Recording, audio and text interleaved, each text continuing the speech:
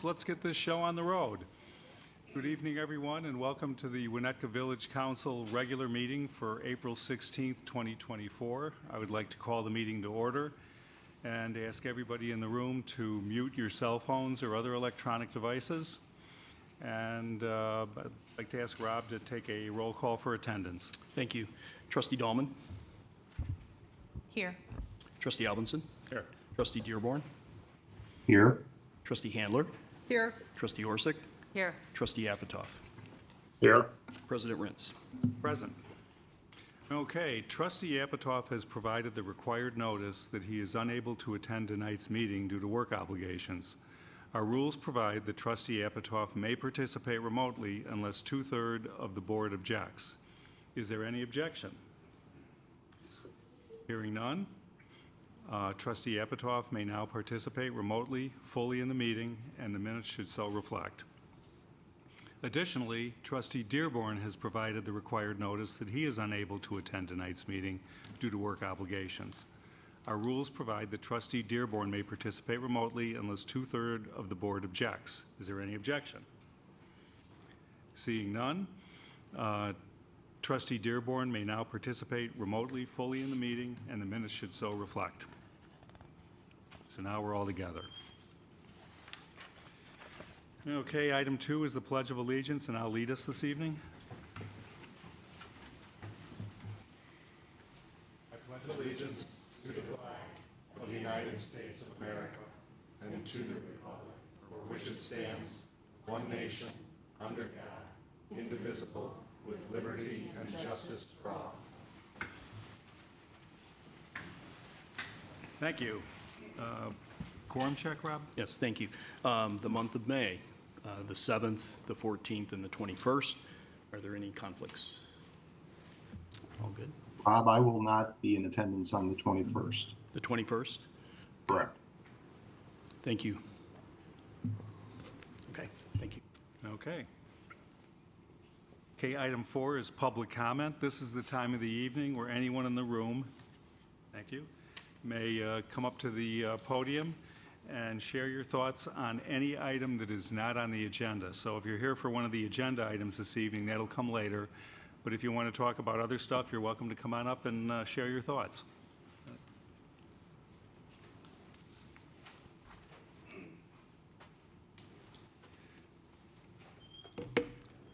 Hi, Ted Winichenko, as promised. So I just wanted to remind everyone that I heard someone say that the council has been a beacon of transparency. I'm paraphrasing. So if that's true, then closed session meetings, which no longer require confidentiality, like the meetings that were held to discuss solely the setting of a price for a piece of property that the village no longer owns, that has been sold away, should be made public. So you're supposed to do it every 6 months. Time's coming up in June. We'll see what happens, but I will keep encouraging the council to act appropriately. So now the other thing that we're going to talk about. So street and beaches. So we're going to keep talking about this. So why is it that the parking restrictions east of Sheridan are so much more aggressive than elsewhere in the village? And we'll just go street by street. So at the Ravine, right, that is a full width, 65-foot street going down to the Ravine.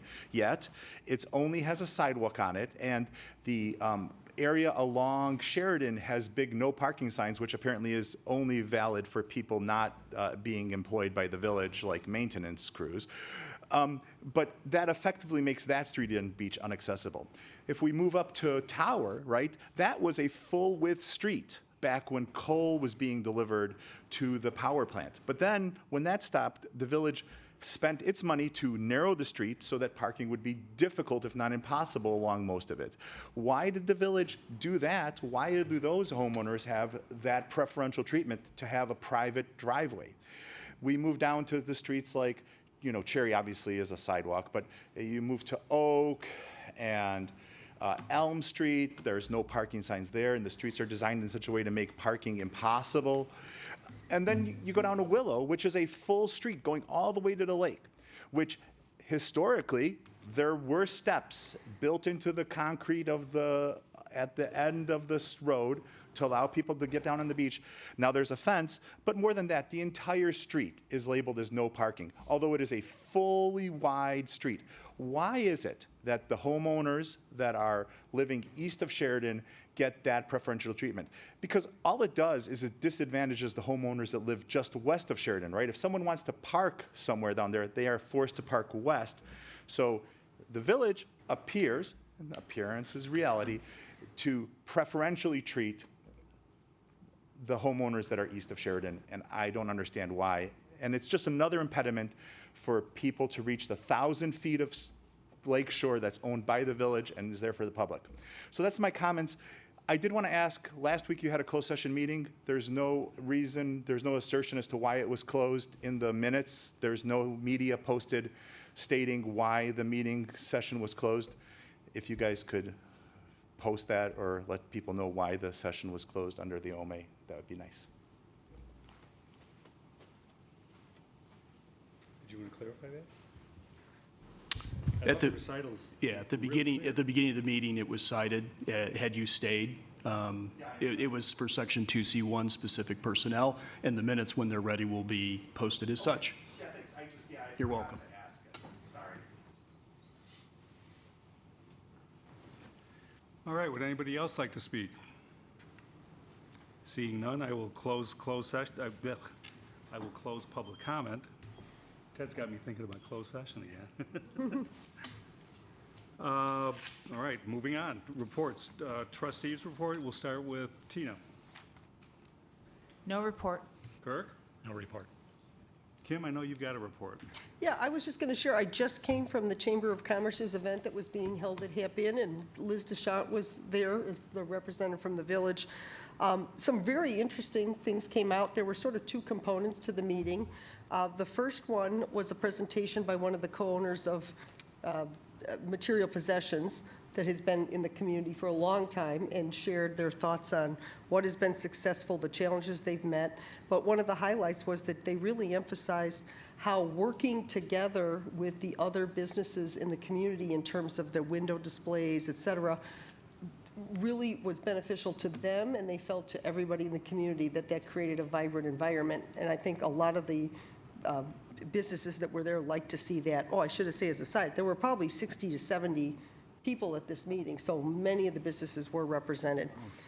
The second part was that the chamber is working to create an umbrella that all the businesses would use as a social promotion, and they talked about hashtags like Shop the North Shore or Passport to the North Shore, and there was a lot of discussion about that. They didn't decide on it, but what I'm sharing here is that there is this effort for the businesses to work together to really try to promote bringing shoppers and businesses out, while they value all of the Winnetka shoppers, certainly other shoppers too. So it was really nice. I talked to several business owners, and they all, obviously, they feel very positive about having their business here in Winnetka, which is good, and they acknowledge they feel like they get a lot of support from the village. They recognize in the last year or so there's some challenges that all businesses are facing with the economy, but they still felt very positive and very engaged. I thought this was a really good, some really good information that I think the chamber will gather, that Liz can use, and we can continue to build our vibrant retail community. Great. Thanks, Kim. Bridget? No report. Okay. Village attorney? Village manager? No report this evening. And village president? I do not have a report this evening. All right. Oh, I'm sorry. Huh? Oh, I'm sorry. Sorry, guys. Any reports? No report. Not this week, thanks, though. Thanks, Kirk.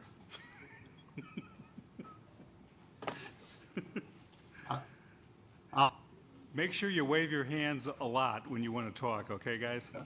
Yep. I'm not used to looking out here to find you. All right. We have presentations this evening. The first one is a proclamation honoring Barbara Tebekis. Tonight, we will honor Barbara Tebekis for her contributions to volunteerism in the village of Winnetka. Okay. This is our resolution honoring Barbara Tebekis. Whereas Barbara Tebekis has faithfully served as Executive Director of the Volunteer Center and acted as its spokesperson since 1994. Oh, you know what? Hold on a second. Barb, why don't you come on up to the microphone so we can, oh, you were back here before, I'm sorry.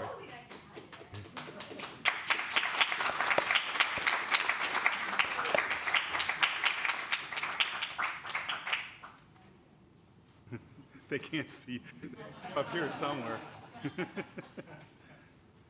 This is actually a roast, so you stand here and we all take our shots. It's a roast? No, it's not a roast. All right, here we go. I'll start from the beginning. Whereas Barbara Tebekis has faithfully served as Executive Director of the Volunteer Center and acted as its spokesperson since 1994. And whereas Barbara Tebekis displayed the highest standards of personal and professional ethics and dedication throughout her leadership with her career in Winnetka. Whereas Barbara Tebekis, along with the many Volunteer Center officers and boards of directors, managed and executed community programs to engage New Trier Township and Northeast Metro Chicago residents and service groups in service and ongoing volunteer activities. And whereas Barbara Tebekis administered volunteer referral and promotion for over 165 nonprofit organizations located on the North Shore and the Northeast Metro Chicago. Whereas Barbara Tebekis, through the Volunteer Center and its board of directors, championed volunteerism and shined a light on volunteers in order to further motivate more people to pursue their own personal social justice initiatives. And whereas Barb Tebekis, I can't say Barbara, I'm sorry. Thank you. I've been calling you Barb for 35 years, right? Barb Tebekis, through the Volunteer Center, delivered management and training programs to the public, produced communications materials, ran fundraising and special collaborative events. And whereas Barb Tebekis, through the Volunteer Center, annually referred over 30,000 volunteers. And whereas Barbara Tebekis has maintained a close working relationship with the Winnetka schools, providing volunteer opportunities and appreciation to the youth of Winnetka. And whereas Barb Tebekis has served as commissioner of the Illinois governor-appointed Serve Illinois Commission, the statewide Illinois Commission for Volunteerism and Community Service, was the former chair and former member of the Volunteer Centers of Illinois and Volunteer Connectors of Illinois, and is a current member and past president of the Winnetka Northfield Rotary Club. Whereas Barbara Tebekis retired from her role as executive director in September 2023 and will retire from her role as president in July of 2024. Now, therefore, the Council of the Village of Winnetka honors Barbara Tebekis for her contributions to volunteerism in the Village of Winnetka and thanks her for her tireless work to keep our community engaged in volunteerism. Thank you, Barb. Thank you. That it? Can we say Just wait a minute anything? here. All right, may I have a motion to approve Oh, the proclamation Can we all by motion? omnibus? yes, so moved. Second. Second? Do I have a second? Second. Oh, okay, I'm sorry. Second, third. Roll call vote, please. No, it's voice. Voice vote, all those in favor? Aye. Opposed? Our resolution passed, Barb. It Thank stands. you. You know what? Thank you very much. I appreciate it. Thank you. Barb, I want to thank you for all that you've done. You know, I mean, it's the one I was thinking about this when the item came up initially, and the one thing that's always impressed me about the way you go about your work is the quietness that you do it with. You know, you're not, I mean, and I mean it in a different way. You know, I mean, you are not an in-your-face, all over the place sort of a person. You know, it's always very put together and thought out, but appropriate. And it's always been a marvel to watch you. I mean, it really has. And, besides that, I've never stopped cursing both you and your husband, because 17 years ago, you both put me up to the caucus. And I've been suffering ever since, so thank you very much. But I have to say, Barb, with the amount of things you've done and the amount of places I see you at, whether it's at the Rotary or here or there, it's just been an amazing run, and the whole community owes you a huge debt of gratitude. So thank you very much. Hey, Chris, can I say something? Others? Can I say a word I about was going Barb? to say, most definitely, Barb, I mean, I'm humbled by how much you've given to this community, and you are the perfect example of what makes Winnetka, or the backbone of Winnetka, what makes it as great as we are. And you are the one person, I mean, we've known each other because our daughters are the same age. I have never seen you without a smile on your face. And that, so maybe I haven't caught you at the right time, but I mean, given all you have done and all, what a delight and how wonderful that everything you've done for our community. Thank you so much. It's just- Go ahead, Rob. Well, a few things to say about Barb. I went to high school with Barb in the same class. I went to college with Barb. Barb was in the same sorority as my wife, and actually said nice things about me when we started dating, so I guess I owe Barb for that, because it all worked out pretty well. But even in high school, Barb was a doer. I mean, this just doesn't start late in life. She's been someone that organized people. She has always tried to do the right thing as long as I've known her, and that continues to this day. So this is nothing new. I've seen it for the last 4 decades, and it's awfully impressive. Thanks. Anyone else like to jump in? Okay, well, thanks again, Barb, for all you do. We'll be bringing you a framed copy of this resolution so you can put it up on your wall and admire it daily as you walk through your... Of course. Come on up to the microphone. We can't hear you. The people at home can't hear you. I just wanted to thank you for this. It's an honor, and I appreciate it. But it's not something you do by yourself when you're in this job. It was many, many boards of directors who had the energy and the enthusiasm and the creativity that we all did together. So it certainly was not me. I just held in there till Medicare. But it truly is. It was an honor to have this job and meet wonderful people and see so many really benevolent, kind people in this village take care of people who need their assistance. So it really was a wonderful 30 years. Thank you. She knows what I think, right? Yes, but I do know Bob Bailey, and she can't be beat. Thank you. I don't want it to stop, but we have to move on, I'm sorry. All right, the next item is the Arbor Day proclamation. Because I hate hearing my voice, our village forester, Andrew Luck, will read this proclamation this evening. Thanks, Chris. Yes, the 2024 Arbor Day proclamation reads as, whereas in 1872, J. Sterling Morton proposed to the Nebraska Board of Agriculture that a special day be set aside for the planting of trees, and whereas this holiday called Arbor Day was first observed with the planting of more than 1 million trees in Nebraska, and whereas Arbor Day is now observed throughout the nation and the world, whereas trees can reduce the erosion of our precious topsoil by wind and water, cut heating and cooling costs, moderate the temperature, clean the air, produce oxygen, and provide habitat for wildlife. And whereas trees are a renewable resource, giving us paper, wood for our homes, fuel for our fires, and countless other wood products. And whereas trees, wherever they are planted, are a source of joy and spiritual renewal. Now, therefore, the Council of the Village of Winnetka does hereby proclaim Friday, April 26, 2024 as Arbor Day in the Village of Winnetka. And we urge all citizens to support efforts to protect our trees and woodland and to support our village's urban forestry program. Thank you, Andrew. All right, may I have a motion to approve the proclamation by omnibus vote? So moved. Second? Voice vote, all those in favor? Aye. Opposed? That motion carries. Thanks, Andrew.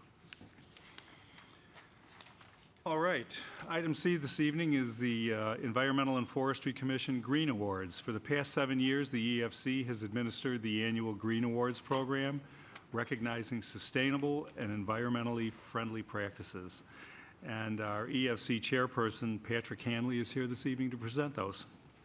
Take it away.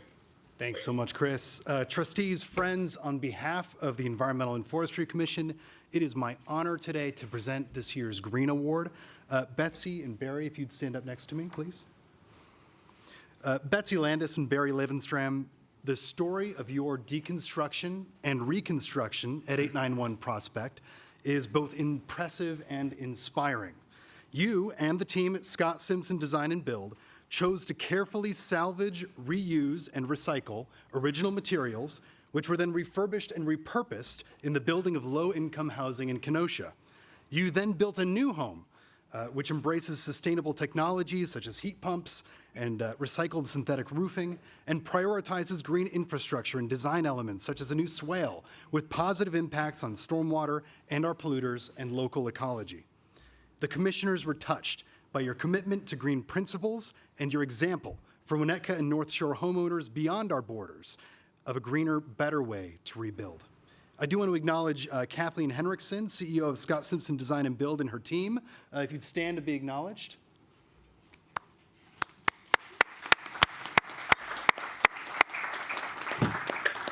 Barry, Betsy, as Green Award recipients, you join an impressive growing list of residents, nonprofits, and businesses leading the way and showing us how to be better stewards of a beautiful village. Congratulations on your 2024 Winnetka Green Award. Thank you so much. Congratulations.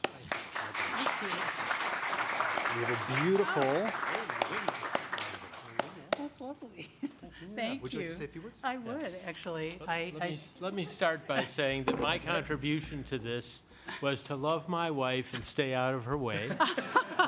And our 40th wedding anniversary is in 12 days, and so assuming I'm going to do exactly that this evening, and we'll be able to celebrate that happily. Stop. Oh, my gosh. Okay, well, I do want to thank the Winnetka Environmental and Forestry Commission and the Village Council for this award. We especially appreciate the opportunity that it gives us to raise awareness of what individual homeowners can do to make the process of building a new home more environmentally positive. Before I say anything more, I do want to, I'm glad we've already acknowledged Scott Simpson, but I want to acknowledge the team from Scott Simpson and also our landscaping team from Scott Byron, and in particular Andy Otting. They made us aware of options available to promote these environmental goals, and they guided us every step of the way. We had lived at our old house for 28 years before we reached the conclusion that it simply was not usable or adaptable for us or another family going forward. The waste of energy through insufficient insulation in old windows, the questionable condition of aging wiring and plumbing and other materials, and the overall design of the house made it impossible to convert it into a home that suited a contemporary energy efficiency and safety priority and to suit aging in place. As difficult as it was to make the decision to demolish our home and build a new one on the same site, the discovery that we could do this in an environmentally responsible way made the decision much easier. Even though deconstructing our home took much longer and was more expensive than simply demolishing it, our ability to see the house so carefully disassembled and to see truckloads of materials heading off to be reused by people who might otherwise not have access to homes more than compensated for those downsides. An unexpected bonus was the very considerable tax deduction that our demolition and donation of these materials allowed us. The deconstruction process was absolutely a win-win for us, for the recipients of our donation, and for the environment. Having just seen another house in our neighborhood bulldozed in a matter of days with truckloads of material shipped off to a landfill, I'm even more convinced of the need to make other homeowners and builders aware of the benefits of this option. We were also very happy to be able to take steps in the construction of our new home that promote energy-saving, recycling, natural habitat conservation, and stormwater management. From the all-electric energy-efficient systems to the recycled roof, to the swale, to the native plants in our landscaping, to the solar panels we plan to install soon, we have tried to take advantage of the environmentally positive options whenever possible. And in the end, we feel that we have created an attractive home that fits in well with our community and allows us to stay in Winnetka for years to come. Again, thank you for this recognition, and we hope it will inspire more community members to pursue sustainable and environmentally friendly practices. Thank you so much.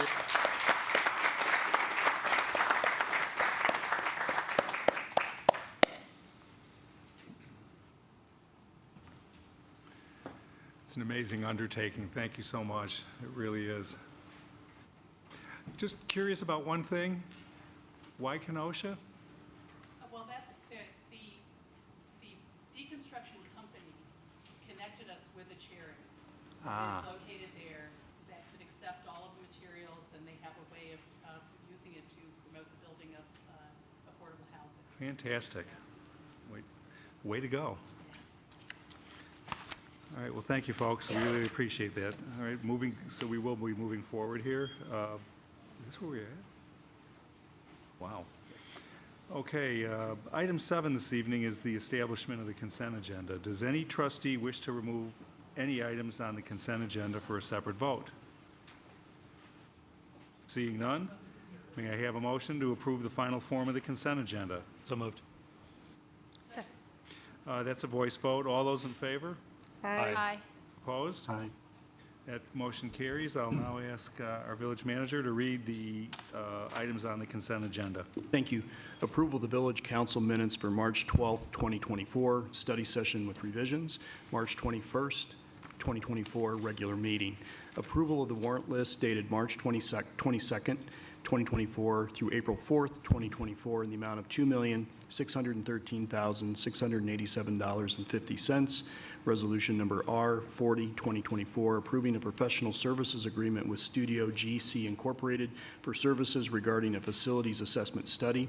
Resolution number R41, 2024, approving a contract with Elamec Incorporated for the purchase of a bulk water filling station. Resolution number R42, 2024, approving and establishing the compensation of department heads effective January 1st, 2024.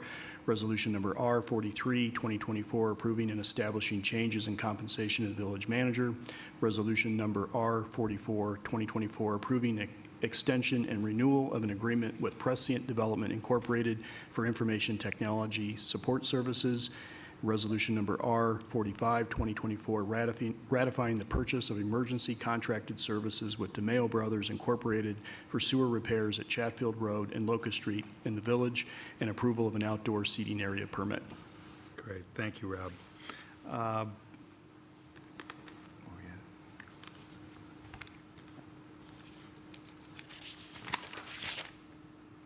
Okay, may I have a motion to approve the consent agenda by omnibus vote? So moved. Second. Roll call vote. Trustee Dahlman? Yes. Trustee Orsic? Yes. Trustee Handler? Yes. Trustee Dearborn? Yes. Trustee Albinson? Yes. Trustee Apatow? Yes. That motion carries. Thank you. Okay, item 9 tonight, ordinances and resolutions. The first one up is ordinance number M03, 2024, granting a special use permit for the operation of a personal fitness facility within the C2 Commercial Overlay District of the village. This is 847 Elm Street, which I believe is the Ellen's on Elm space. Tonight, council will review a request submitted by the applicant seeking approval for a special use permit to operate a yoga studio. And our Community Development Director, David Schoen, will fill us in. Yes, good evening, President Rintz and fellow trustees. So the proposed location, as President Rintz indicated, is in the former Ellen's on Elm Street, which is located on the north side of Elm Street. It's the last space located in the overlay district, the commercial overlay district on the far western edge. Since personal fitness facilities are special use in the overlay district, it requires your review and approval prior to the business being able to locate there. To the east of the proposed space is a dry cleaners, a nail salon, and a soon-to-be vacant real estate office. To the west is the Winnetka Bible Church property. So as you can see, it is on the edge of the commercial buildings in the district. The business would occupy a 1,600 square foot space with just under 16 feet of frontage. The space would consist of a reception retail space along the street. Then in the middle would be the yoga studio, and at the rear end would be a lounge area. Most of the classes would be early morning, mid-morning at the latest, then early evening with occasional classes midday, typically around noon. The applicant doesn't plan any exterior changes except for signage, which they will need to go before the design review board for approval. In their application, which you all have a copy of, they provided information regarding parking, both on-site as well as available spaces for both employees and their customers in public parking areas, and I'd be happy to answer any questions you may have regarding that. At its April 3rd special meeting, the Plan Commission considered the request after hearing from the applicant, the property management company for the property, one member of the public. The commission discussed the request as well as the parking concerns raised by some of the neighboring business owners that were included in the public correspondence. You have a copy of those comments in your materials.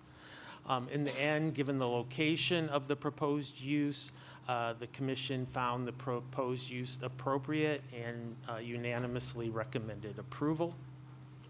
And with that, I'd be happy to answer any questions now or after you hear from the applicant's representative. The applicant could not be here tonight, illness, and so there is a representative here as well as representatives from the property owner here. Okay, anybody have questions for David? Are there any questions for David? No? Okay. Would you like to say anything on behalf of? No, I mean, we're really excited. We think this is a great place for the community where You can come up to the mic, Max. this facility would be owned by my wife and I. There is only one location in Lake Bluff. The teachers and a large focus of the people that would be teaching our classes are currently working at the Core Power Yoga by McDonald's there. There's just, I think, an excitement from a lot of them and a lot of the participants to have a not huge organization that has hundreds and hundreds of yoga studios come to more of a local feel and really kind of make a community. We think the space is great. I live like a par 5 from the location there, and the parking was a concern of us, and it's just, these classes are at 6 a.m., 7 a.m., 8 a.m. There's all the church parking. There's all the parking across the street. I was concerned about it as the guy who's going to be paying for it, and I feel really good about it with those times. I've done massive just walking research myself, and we'd love to try to build that community here like they have up in Lake Bluff, and hope we can have some approval. So, but also, the plan here too is to have probably 30-ish feet of retail space as well, which has been very successful at the Lake Bluff location as well, which would just kind of be selling like your general health, athleisure, and my wife is very passionate about a lot of different supplements and healthy lifestyle and stuff like that. So those type of products would be in the front as well. Great. Thanks, Max. Yep. Appreciate it. Okay. Oh, I'm sorry. Did anybody have any questions for the applicant? No? Okay. Public comment. Would anybody like to comment on this?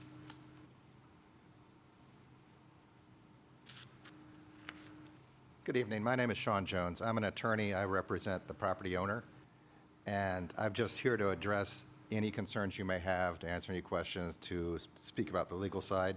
This use actually seems like a perfect fit with what you're trying to do with your district purpose. It says, to encourage retailing of comparison shopping and for personal services compatible with retailing on the ground floor in order to encourage a clustering of such uses. This will bring people into downtown. And as mentioned, there will be retail on the front, on the street, which is what you guys are looking for, I believe. And I will also close by saying that the only use that would have zero impact on parking would be the current use, which is vacant. Thank you. Thank you. Anybody else like to speak on this? Hello, Teresa.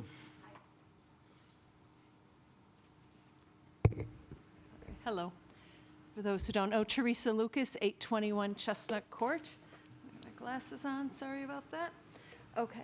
So for the most part, I'm not going to repeat the points that were covered in the business owner's letter to the Plan Commission, many of which weren't addressed, or at least covered in the meeting minutes. And it's also included in the packet. I trust that each of you, I've been here a lot, I trust that each of you have read it and give it in serious consideration. It's not the business. It's not the business type. It's the location. That's what is at question here. And I would disagree with the last statement that vacancy is the only thing that wouldn't contribute. It's fellow retail and restaurant businesses that bring consumers into the village that then walk through and patronize other businesses. I thought it was important, or I do think it's important, excuse me, to kind of give a high-level summary, and I know it'll be a little detailed, but I think it's really important to understand how we got to this vacancy and where, from this property owner as well as the property manager. So most of you may know, probably know some of it or all of it. So after the completion of the I apologize if I've got some damage here and I'm struggling with some words. After the completion of the streetscape construction on Chestnut, north of Elm Street, the same owner leased a very large space to an optometrist, Perspective Eyes, on Chestnut Street, across from an optician and blocks from the optometrist in East Elm. The storefront is frequently closed during standard business hours. I don't know if any of you walk by. The sign says, due to staff issues. If you Google, the doctor works at a lens crafter in the city. Closed businesses are not helpful to the business district.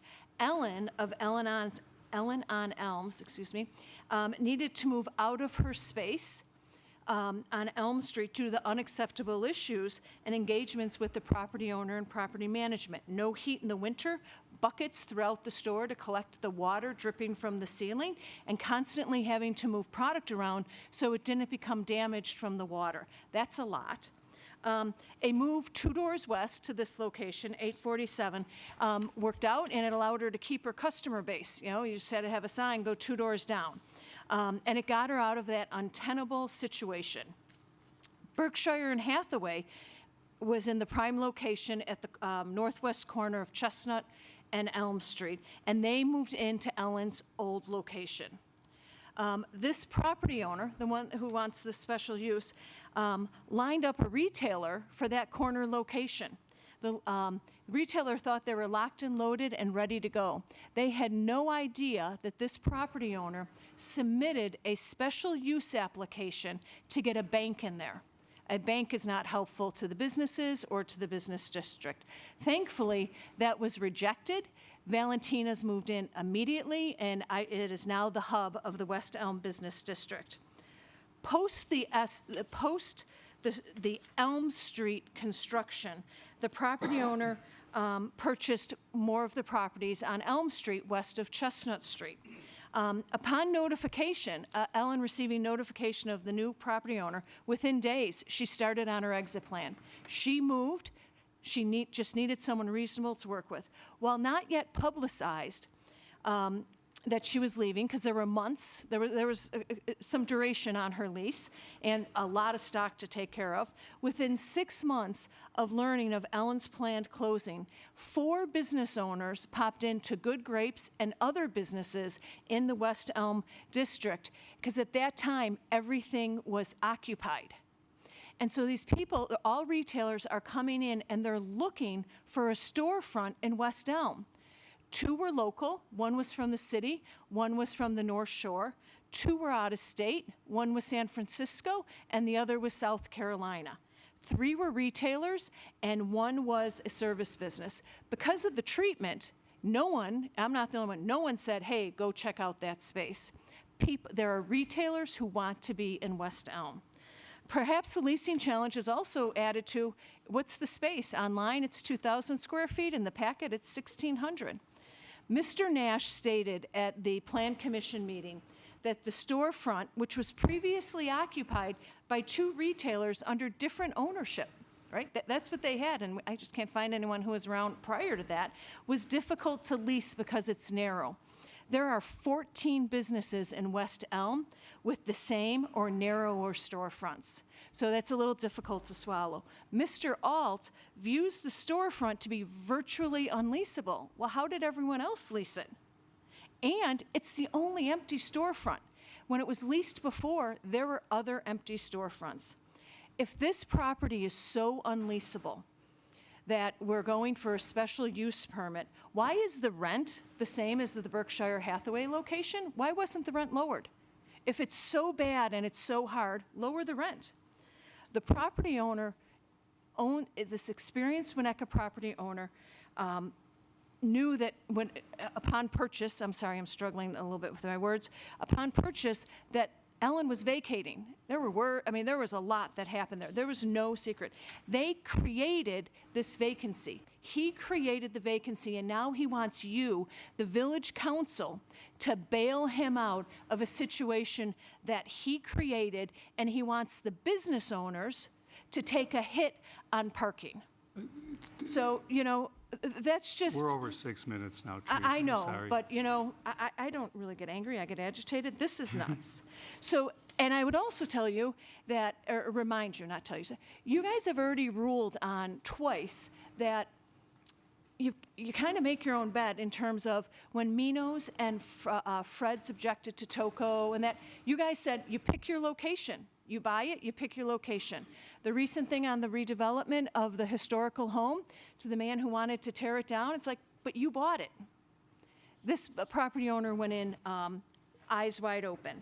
And so I just don't see why anyone should be bailing him out. And if there's truly, I'll wrap up, I promise. If there is truly, if that's true, a letter of intent on Berkshire and Hathaway, that is from a retailer, that is an opportunity to turn around that street facing it. Because then there's only 2 empty. So I just don't see it. And I promised my last sentence, I just have to get the right numbers. I don't understand the close during business. 9, noon, 4 p.m., 5:30, and 6:30 p.m. businesses are open, and it is numbers in the checklist of 5, 7, and 12. Sorry, that's what I was looking for, that it doesn't meet. And the naivety to think they're going to park on Burke Street is no experienced business owner thinks that.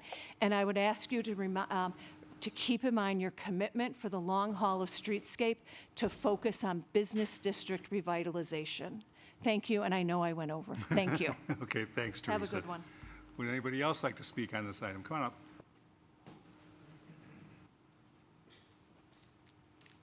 Good evening, I'm Jim Nash, and I am with the property management firm Farnsworth Hill, and we're also handling the leasing.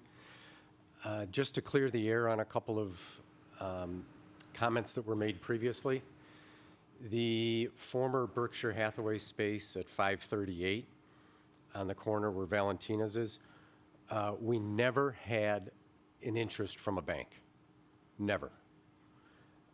We did have an interest from Coldwell Banker for a real estate office, and there was a hearing on that, and they were denied. The second thing I want to mention is that, yes, Berkshire Hathaway is not renewing their lease. at 839 to 841 Elm Street. We were not provided with any notice. We do have a letter of intent from a retailer, as I mentioned at the last meeting. The letter of intent was sent to ownership for review and hopefully signature about 5 or 6 hours ago. So we believe that a retailer is going into Berkshire Hathaway's space. The majority of the details have been worked out. We've had, I think, 5 showings on that space with the same retailer. So we think we're headed in the right direction. In terms of Ellen's on Elm that moved from the Berkshire Hathaway space at 839 to 841 over to 847 Elm Street, I had several conversations with Ellen on that and Ellen's husband. I wasn't aware of any leaking in any of the roof systems. Yes, her heat did go out for a day, and it was repaired the next day, but that was a new roof that was installed about 6 years ago. Ellen told me she was downsizing and getting ready for retirement, so she took a space that was roughly half the size, and that's why she moved to 847 Elm. In terms of the space, the village listed as 1,600, we listed as 2,000.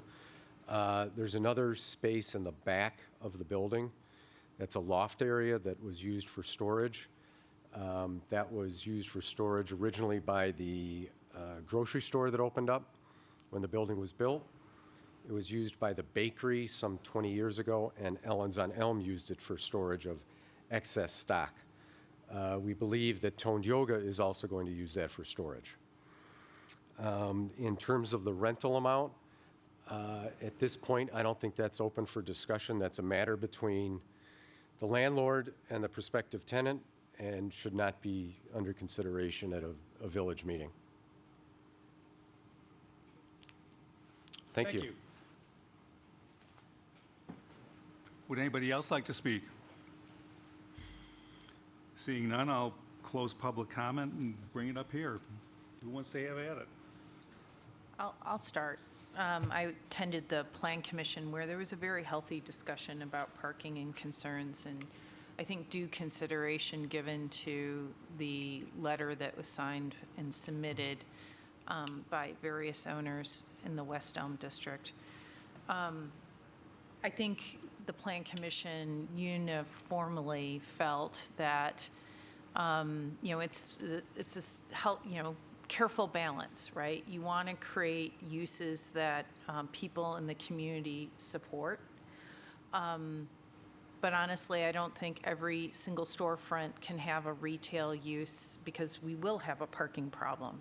Different retailers have different levels, different hours. Teresa, your business has, probably later hours, and, maybe other businesses, a bakery or other retail uses could have very early morning hours.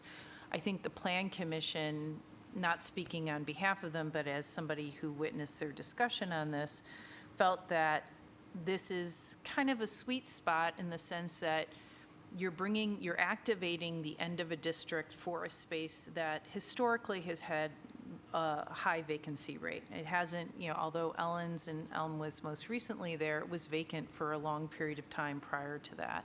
I think there was one other women's accessory store that was there for a bit. And so the idea is that when we think about special use criteria, that it satisfies the special use criteria and, provides the right amount of activation without too much burden on the other surrounding, property and the uses in terms of parking. I'll just tell you, I am an early bird, and so I'm driving that area on my way to work out at 5:30 in the morning. There's plenty of parking. I also drove, by, I think they also may have evening classes, 6, I think you said, or 5. I have driven that time frame in front of the space there's lots of parking. Parking may be congested closer to some of the restaurants, and there may be nice summer days where parking may be congested, but I think on whole, there's plenty of parking, and I do think people will walk half a block around from Birch if it's, congested at noon. If there's, I think, and I can't remember how many total parking spaces, but there are a lot of total parking spaces. Long story short, I think it's always hard. We're very sensitive to the concerns about parking to our existing businesses. But on the other hand, we want to activate that part of the end of the district, which is hard to activate. And I think the Plan Commission felt that this was a good use for the space. Taking away an aside, it's not up to us who owns the building or how, hearsay about what, issues have been, issues certain business owners may have had with the landlord. Our objective is, and our requirement is to look at the special use requirements, and the Plan Commission felt that they satisfied that. Others? Just to speak of what that kind of a business can do for a community, exercise is really important in my life, and I've gone to Core Power Yoga, and I've gone to independent yoga shops for like 30 years, and usually those are really strong communities that develop, and it would not be uncommon for people to go get a smoothie afterwards from True Juice, or to walk down to Pete's, or if it were later in the day, to stop at Valentina's or Good Grapes to pick something up for the evening on the weekend. I think just as far as a use goes, it would be a really great use, because this is a community that does value exercise, and we don't have a big rec center or anything like that like some other. We have the community house, but we don't have some of the kinds of facilities that other places have with, extensive classes or pools or whatever the case may be. So I just think it's a positive addition, and we always are going to have to be cognizant of parking, but as Tina said, I think that the hours and the length of classes, people won't be sitting there all day. They'll park there, they might be there for an hour for class, they might be there for a little bit longer if they stop by a store next door, which would be what we would want. Mm-hmm. So it seems like a positive addition to me, and in line with what we're looking for in our business district. Others? Well, I'm just going to I'll be devil's advocate and just throw out the thought. Oh, I'm sorry. Rob, you're next. Oh, okay. It's interesting to me. Okay. Sorry. I'm always very sensitive to this. I kind of look at the Valentina space, which was hurtling toward a much different and not as good use. That and the residents and some of the retailers got together and said, this has to be retail. This is not Valentina, but I can't speak to how worthy this is to rent. I'd love to hear from Liz DeChant of her thoughts, but I kind of tend to agree that, this isn't Valentina. This is, I've looked at that space for decades, and it has been a little tougher to rent. I don't know why, what the reasons are, but I'm not really going to stand in the way of this Core Yoga.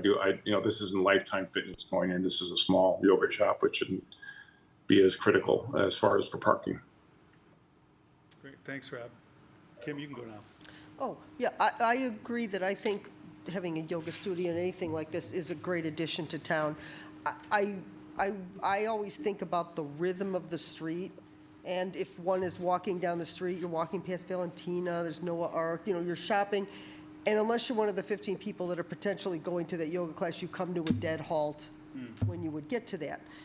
And so in one way, that area has been problematic because it does sort of dead end at the church. So on one hand, this is a good idea to put something like this there. On the other hand, it's almost like we're acknowledging that, well, the retail district just fizzles off there. And it would be nice to have something that is a destination. So, I mean, where you can see where I'm wrestling with is I think it's a great idea, but I'm also wrestling with the fact I'm acknowledging that, well, that's not going to be an area where people are going to continue to walk and be vibrant. Now, saying all that, it's still going to be a while before we develop the post office site, but once the post office site is developed, that area might have a different complexion than it does today.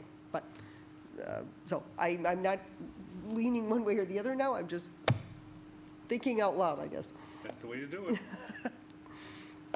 Go ahead, Bob. I was going to say, Chris, you know, what strikes me about this, and I'm in support, it kind of concerned me a little bit that 5 really terrific retailers submitted that letter. And I have sympathy for that. What strikes me about this, though, is that at least in my 7 years or so up here, we've had all these special use for the overlay district. And I think we probably have denied one. And that was, Rob Bahan could correct me on this. And that was the one called the real estate firm that wanted to go into Valentina's. And so I think it's, you know, what we have here is an overlay district that is really not being applied the way it was designed way back when. And we all acknowledge retailing's changed. And I think we just have to accept the fact that retailing has changed. And, you know, we have medical facilities going in throughout downtown and the Upper Woods. We have all sorts of, you know, fitness centers and so on and so forth. And so, you know, I'm in support of this, but I think that maybe we need to, you know, take a fresh look at our overlay district application because, you know, we're just approving these special use permits as they come along, and rightfully so, in my opinion. But it's just kind of a function of that the overlay maybe just isn't as applicable anymore. Yeah, just one thing with regard to that. In the 2040 plan, we did suggest that it was probably time to just look at the overlay district again and think of what the best way to move forward is to keep vibrancy, to keep retail, but also to make room for a changing retail landscape. So that is something that is on the books to at some point be looked at with fresh eyes. Yeah, it's just reality. You know, I've kind of wrestled with that idea too, as far as the overlay district, and should we get rid of it, should we modify it? And yeah, Bob, you're right, we do say yes a lot, but at least we get a look at it, you know? And to me, that's probably the most important thing, because we did say no, and we said no, and it really mattered, and we ended up with a really good result. So I think, even though I don't like the fact we have to look at all these special use permits, I mean, there's a lot of other things we could be working on, obviously, but at least we get a shot at it at council, and we do get Plan Commission to look at it too, which I think is really helpful. So even though I can see a lot of good reasons to change it, I can see a lot of good reasons to keep it too. Yeah. You know, and standards, no standards, it doesn't matter to me because, you know, we aren't held by the standards here at Village Council. I mean, we can use common sense and good judgment and do this sort of a thing. So, I don't know, it's something we should probably bat around at a study session, Bob. Maybe not, you know, a deep thought, but just some conceptual ideas. And it'd be worthwhile filling out some time with that too. Yeah, and I would say there was another very significant denial, and that was in the Bunny and Babe space. That was supposed to be, I think, a physical therapy use. And that was a tough decision by the Plan Commission at the time, of which I was the chair and Bridget was on still too. You know, that was a hard one because that was, although we always say state and Maine is where Valentina is in that building, you could also argue that where the Bunny and Babe, you know, multiple storefronts. I mean, think about that. If we had agreed, you know, to allow physical therapy, I think it was, to go there, that would have changed the character of that. Would have created more parking, but, and I think, so in my opinion, you know, in the probably 9 years that I was on Plan Commission or here combined, you know, we actually did deny quite a few of the special use permits requests. But where I think, to your point, Chris, I think it does give us the flexibility to take a look, and I think it's hard to rewrite the code. You know, I know the Plan Commission struggled with this as part of the comprehensive plan, so I wouldn't be opposed to it, but I think it is tough, and I like the flexibility that we have with the special use process. I would also say that I don't think it has a chilling effect, which sometimes it can. I mean, we seem to get enough people who are willing to go through the process, and I think that's because we've streamlined the process a bit, getting through it. So anyway, just some thoughts. Kirk, you gonna add anything? I'm in favor of approving this application, and I agree with the general sentiments that have been shared. And I'll just bring up another point, and this came up when I was on the design review board. The similar concept in Hubbard Woods as it relates to professional service firms. I can't remember specifically any applications that came through, but it was a discussion point in terms of, well, would an architecture firm, or maybe it was Robbins Architecture that came in.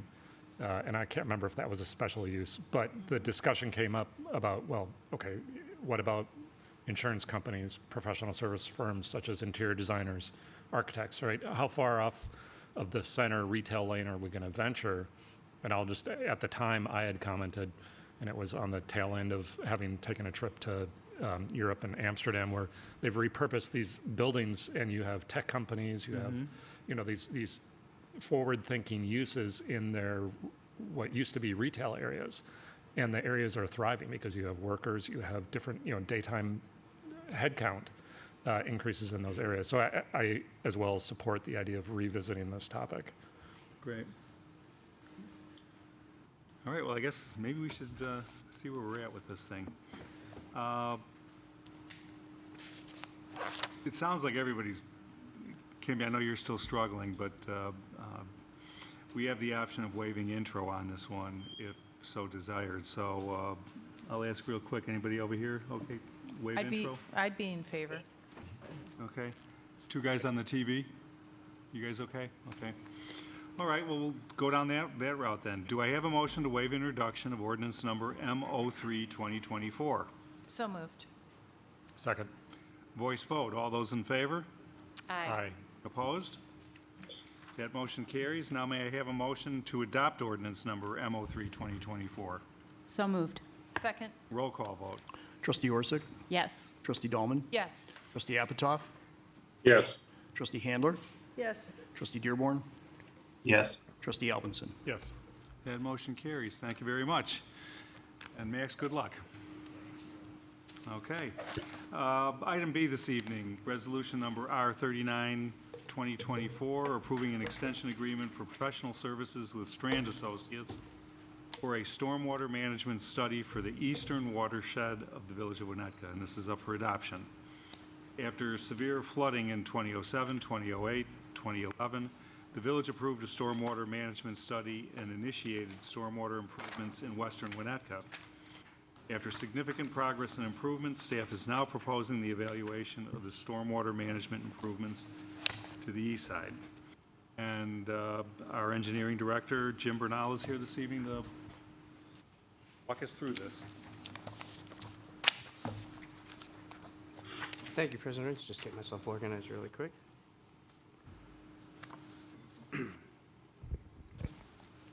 Okay, so thank you, President Ritz, and good evening, Village trustees. With me this evening as well is Mike Waldron from Strand & Associates, who's here to answer any perhaps technical questions that may come up as we move through this proposal. Mike, draw your nose. As the village continues to successfully move forward with the construction of the design stormwater improvements in western Winnetka, the village now desires to begin studying the remaining watersheds. Tonight, staff is recommending for your consideration a recommendation to award a contract to begin the evaluation of stormwater management improvements and alternatives in eastern Winnetka. So, towards the end of 2023, and until the final approval of the 2024 budget, the focus for the engineering department really has been on the development of the request for proposal for the document that's before you this evening. This was followed by the issuance and evaluation of the proposals, which we received for the study. This slide here highlights some of those efforts to date. In November and December is when we really kind of finalized the report. It was issued and sent to 18 engineering firms in early January, and on February 16th, we received 5 responses from the 18. Then in March, we performed our evaluation internally with the engineering staff, and then of course, the presentation for here this evening. So as staff reviewed the proposals, consideration was given to the following factors that are shown here on this slide. And this includes the firm's project understanding of the scope of what we were looking to accomplish. What was their project approach? Did it seem appropriate? What was the firm's experience and their current workload? And who was their project team structure? And then, of course, the personnel experience of all those members that would be on helping the village through this. Finally, we took a look at their proposed schedule, and then the last component was the fee. So each proposal was reviewed, considering all these factors, and then each employee would independently issue a rating using a scale from 1 to 10 for each factor. On this slide, you'll see a list ranking all the firms that submitted proposals for consideration to the village. This list shows the average total score achieved based on the 5 factors that I noted before. Based on the final averages, Strand & Associates received the highest final score. And as you see, they range here from 31.75 to 43.5. Firms were asked to provide a separate sealed document enclosed with their proposal, with their proposed fee to perform the study. Once the proposal was reviewed and ranked, and the sealed documents were then opened to evaluate. This process is done to ensure that proposals are evaluated based on the information that's being provided only, and to not artificially sway the reviewer's review. The chart here shows a list of all the firms, along with their proposed fee, the proposed hours committed to the study, and an average hourly rate based on that total fee versus their total price. So each firm presented an individual approach to advancing the study. After reviewing the proposals, it's staff's opinion that Strand provided the most comprehensive and complete proposal. In addition, staff believes that their approach will ensure that the East Side study will meet all of the village's expectations. This list here are some of the key strengths that staff believes make them the best firm to perform this study. So one of them, the critical ones for us, was the project understanding. Having worked closely with the village over the past 8 years advancing the Western Stormwater Study, their clear understanding of the village's goal for the Eastern study was a key strength in their proposal. The proposed project team was also a very strong strength for us, and Strand is proposing to keep and continue to use those key staff members that were critical in advancement and success of the Western study. The proposed project manager for this study is Mr. Waldron, who has been instrumental in the development and success of the Western study. For many of you that know Mike's commitment to this has been unprecedented. Mike's been involved with the development of the previous IGAs and has worked with all the key shareholders that will be involved in the success of this project. An overview of Mike's extensive work experience and success are included in the proposal provided to you in your agenda packet. Strand also proposed the longest schedule to complete the project, and staff believes that taking the time to develop the study correctly will be crucial for us. We don't want to rush through this. We want to take our time to really look at all the factors. They also committed the most hours toward data gathering and the development of the new hydraulic model. This model will be crucial to developing alternatives and assisting the village long-term with the management of the watersheds into the future beyond this study. Another strength within Strand's approach to public engagement and participation. Understanding the importance of this process from the Western study, Strand believes that this will be critical in developing partnerships with its key stakeholders and residents. They've allowed for multiple public interactions and presentation of alternatives throughout the development of this process and study. And finally, Strand proposed to continue utilizing the services of Human Nature, Inc. As landscape architects and environmental planners, Human Nature is broadly trained in comprehensive aspects of design and construction, community planning, water resources management, and ecology. Understanding the environmental sensitivity of Lake Michigan, staff believes that their involvement with the development of all the alternatives for improved water quality and sustainable solutions will be important. So this slide here shows the limits of the proposed eastern study. As you can see, much of the area is located directly east of Green Bay Road. There is a portion, and I'll point it out here at the laser, Green Bay, it was on. Sorry. We can't see it anyway, Jim. Yeah, I know. Green Bay Road is this red line that's right here. I can see it from afar. It's good. The close ones. All four of these watersheds currently directly drain to Lake Michigan. The eastern study focuses on the 4 watersheds that make up the east side of Winnetka. These watersheds, beginning in the southernmost watershed, are designated as the Elder Lane area, the Elder Lane subwatershed. That's in the purple area. You have the Elm Street Willow Road area subwatershed. That is in the yellow. The Spruce Street area subwatershed, and call it the green. And then finally, the Hubbard Woods area subwatershed in the brown at the top. Please note that a portion of both the Elder Lane and the Elm Street watershed areas are located slightly out to the west of Green Bay Road. We took a look at this, and it all drains into the one area, so I'm just pointing that out because this will creep a little bit to the west. So the general scope of the project is shown here. And really what this does is this includes a project kickoff meeting. There's data gathering that will be taking place. There'll be progress reporting, which I'll touch base on here shortly with the schedule. There'll be evaluation and confirmation and the update of the existing hydraulic and hydrologic modeling. This was done as part of for those you may recall, Christopher Burke had done a study back in 2011 and provided some rough modeling.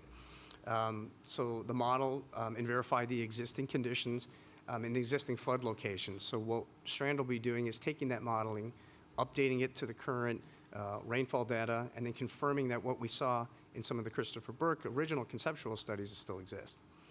They'll review the prior proposed improvements and options, things that we have done in the past, and again, the information that was provided. Then there'll be, of course, coordination with the Park District and the 2 school districts that are on the east side. There'll be public participation that'll go along with all of this.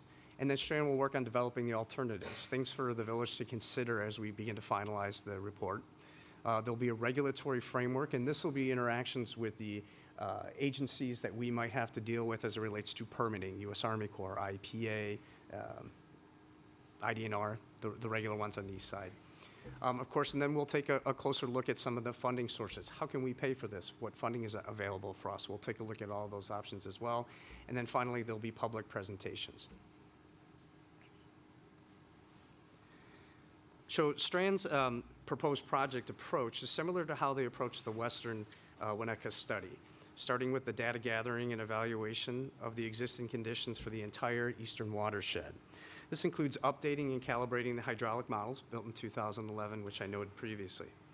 Similar to the Western study, Strand will develop real-time flood exhibits to best provide an understanding of the flooding conditions. And as you can see on the left, this was one that we had done on Western Winnetka, and it would really help to provide some context when explaining to the public where the water got to during some of those larger events.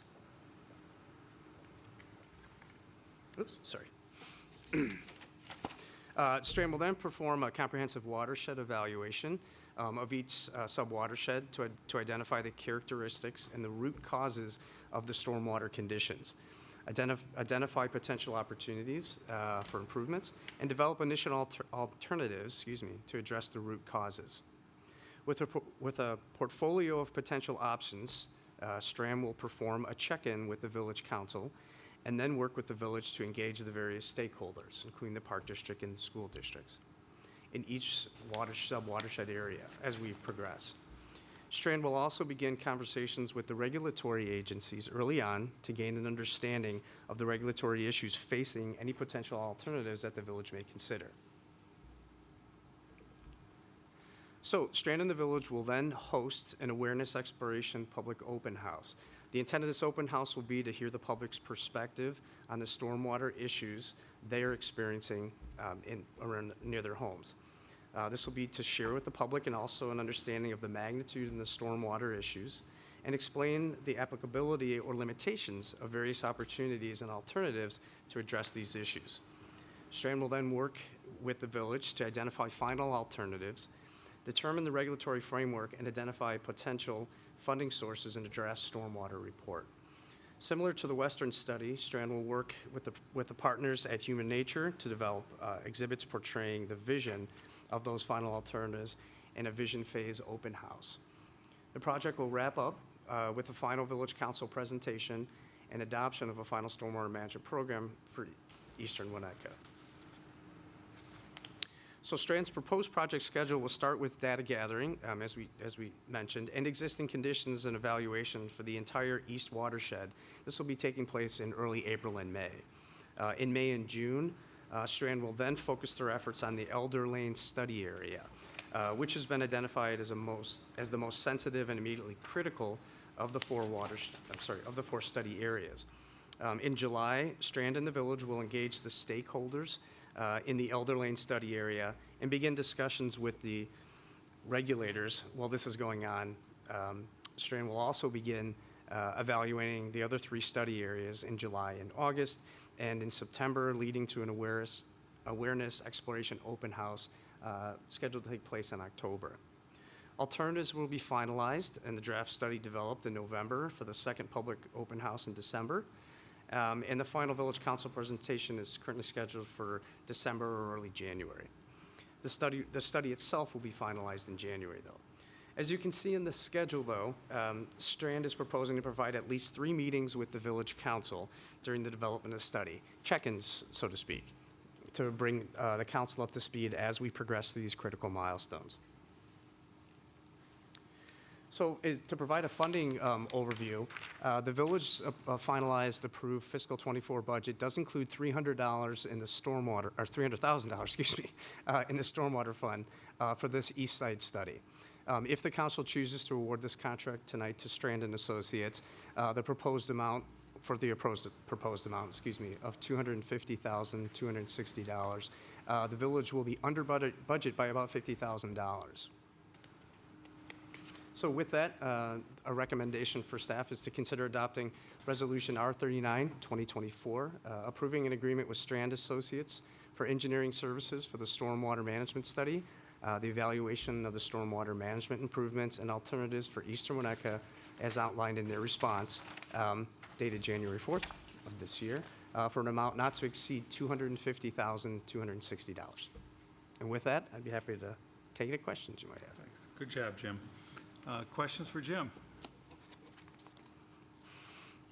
Go ahead. So Strand was the largest bid. Was there any opportunity to sharpen up the numbers in response to the review of the other? Did we try to negotiate a better rate to bring down the amount of the bid? I understand it would come in under budget, but, you know, always mindful of the tax dollars. And given the fact we had 5 bids, some were very low.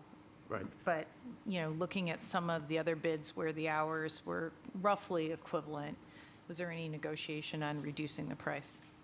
There actually was. Strand's original proposal was slightly higher than what you have in front of you. Staff was able to negotiate with Strand to maintain much of the hours, the extended hours that they had, for a reduced price. So we were able to negotiate that down slightly. Okay. And given I guess one of the concerns I have is there was already some studies done with Christopher Burke Engineering. Correct. Not nearly as extensive as my understanding, although I wasn't on the village board at that time. I mean, so there is there's existing condition information. I mean, I'm still kind of concerned about the price relative and would look for some efficiencies. Sure. I might add on one thing. I won't be as kind as Jim will be. You cannot use Burke as a standard for anything on this project because Burke was the firm. No, I know. It came here in 2011. Yep. And when people were at their worst, they came out and took our cues and started working on a tunnel that they knew from the very beginning Would not get required approved. an insane treatment plant at the lake before we dumped the water in. So I'd be hard pressed to use them as a comp for much of anything. Yeah, no, I understand, but there was extensive work done on existing conditions that I would think It that. wasn't that extensive. Yeah, and I can Yeah. address it. Yeah. So as we found with the Western study, as that got developed, as President Rintz indicated, there was some original conceptual modeling that was done by Christopher Burke that required some extensive modification by Strand and Associates to rebuild it and correct components of it to make sure that it was as accurate as it could be. We anticipate that to be the case moving forward. That was one of the critical components about maintaining that key team, especially the two very well-established modelers that work for Strand now. They were crucial in correcting that. We anticipate that having to be repeated again on the east side. So we're going to be primarily using that as a base, but then redefining and cleaning up that modeling. That's why there's so many hours in the proposal as it relates to data gathering and modeling development. We anticipate that. Some of the other proposals that we received were very light. And then our concern was that when they got into it, it would start to extend well beyond that. We'd have requests to increase the study amount with it. Having the understanding that Strand already knows that going into it, there's a confidence level to know what they're getting involved with, having already taken a look at the preliminary model for the west side. Yeah, I just, I don't want to be a curmudgeon about it. It's just that usually when a consultant has already spent a lot of time on a project, whether it's a village project or, a private project, there's usually, they understand it better and their bid usually doesn't come out so much higher because they, they have the efficiencies of knowing the system. And Sure. Were you surprised that the bid came in even higher than what we're seeing today? No, to be honest, no. Okay. I think having been involved with my predecessor, Steve Saunders, and watching the process developed, there's a lot that I think some of the other consultants aren't aware of. What the village's expectation at the end is, how this study will develop that roadmap that we will use to develop those long-term solutions. Strand has been involved with us. Mike Waldron specifically has been involved voluntarily as we've had initial conversations about the Park District property or how the stormwater moves. So that commitment to that was really critical because they're walking in with eyes wide open as far as what they know the council's going to want to see as that deliverable at the end. Yeah. And I think for the work that needs to be done to develop that, the price is, I think, fair. Okay, and nothing against Strand, right? No. Just mindful of tax dollars. Sure. So that's why I'm asking the tough questions. But in terms of what was the total, for some of us who weren't here on the council at the time that the West study was approved with Strand, what was the size of that contract for context? Because that seems like that was the western side of the project seems to be a much more complex kind of analysis than the east. I would have to defer to Mike just because I wasn't involved with that initial part. Do you recall? So it was just under 300,000. Okay. Yeah, and there was a supplement to it. Okay. Oh, a cost overrun? Correct. Or we There was- changed the scope? There was additional hours that were needed to complete the study, Okay. and especially as we were looking at another range of alternatives, if I remember correctly, Mike. Okay. It's been 7+ years, but that was generally it. Yeah, and I want to say that Mike And brought up a good pricing point. has changed over that period Yeah, of and there was time. more public Right. involvement too, so there Yeah. was a little bit of extra cost for that advancement of some of that. Okay, and One then I promise. thing I would add is that in this proposal, it doesn't have the full, as much public engagement as the west side, Right. but it still has a substantial amount of public engagement that some of the other firms did not have. And I think that's what Strand understands the lay of the land in Winnetka in terms of the amount of time, staff time it's going to take to properly engage the various stakeholders, whether it's New Trier, District 36, the Park District, and all the residents who have a vested interest on how the system is managed over there. So Yeah. I do think that this proposal reflects that additional time commitment. Okay. And then the last question, I guess, is, now I lost it, but that's okay. I'll come back if I remember it, but thank you. You're welcome. Others? Yeah. Jim, I have to say, as I look at this again, this is not whether or not Strand has priced out or costed out a good program. But I'm not looking at apples to apples here, and you're asking me to vote on something that clearly what Christopher Burke has proposed spending 482 hours on cannot be the exact same program that Strand and the other ones have. Now, I heard the term, and we just talked about it, presentation, presentation, presentation, numerous times from Strand. Did we ask these other firms to provide that level of service to us for it and bid appropriately? I would have liked to have seen 5 bids on the same work so that we could make a better, educated decisions. I don't feel I can make a good decision based on this information. And we did. And in the request for proposal, there was the critical items that were listed, and it included multiple public interactions and presentations to the village council. So we did ask each firm to provide, with the understanding they would be meeting with public engagement and then doing presentations with the council. What the breakdown is of the hours when you look at the different proposals is Strand committed more hours to preparing and putting the exhibits together, working with Human Nature, where some of the other firms anticipated between 35 and 60 hours.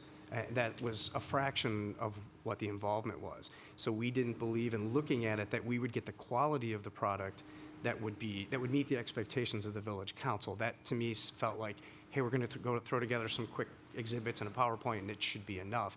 That's not what I think the council and the residents and the key stakeholders are expecting. I think they're wanting that quality. I guess I just really find it hard to believe that firms are saying they need a third or half the hours to do the exact same project. I mean, it's just difficult. I don't find this uncommon at all.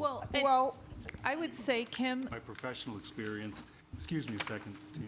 well, I My work professional with all these firms, so. And I've worked with several too. So I would say it's more of an apples to apples comparison probably from V3 and ERM. You're right. And I understand that because Strand knows us, they certainly had an advantage to list out and list every hour and every detail of where they wanted to spend time that the other firms might not have that advantage. But again, I have to look at, literally, if they would deliver the same product, I have to look at how we're spending taxpayer dollars too. I mean, it's a huge differential.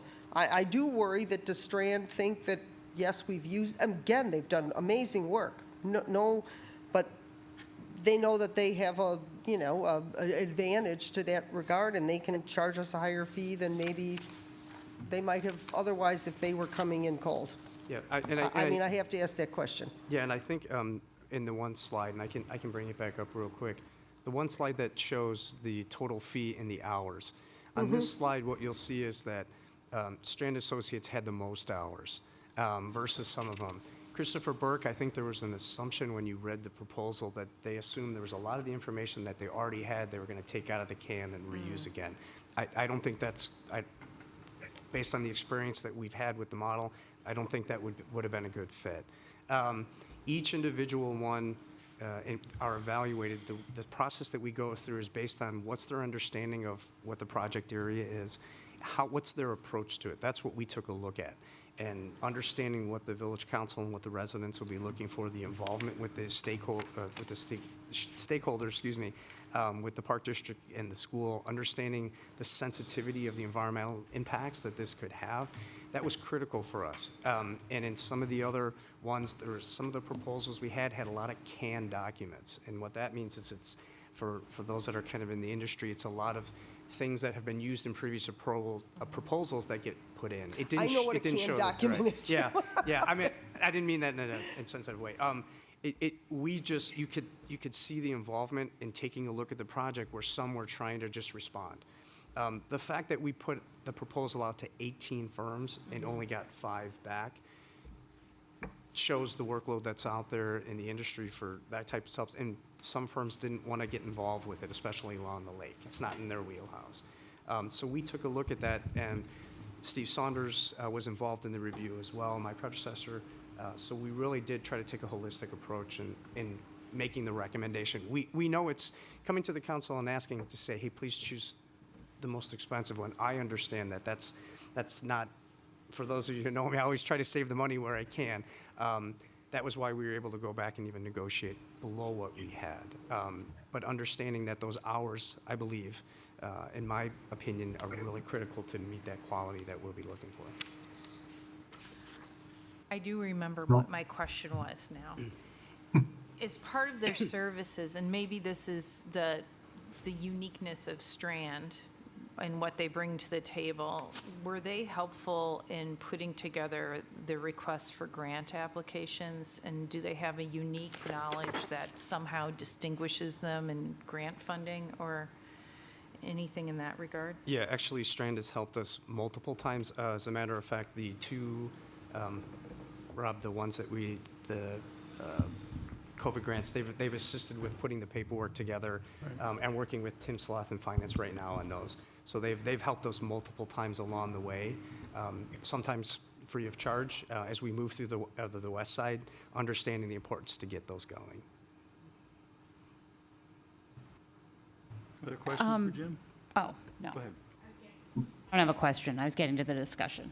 Oh, we can go into discussion. Would anybody in the public like to speak to this? Oh, Bob's got a question. Oh, I'm sorry, Bob. Chris, I forgot you guys were and, here.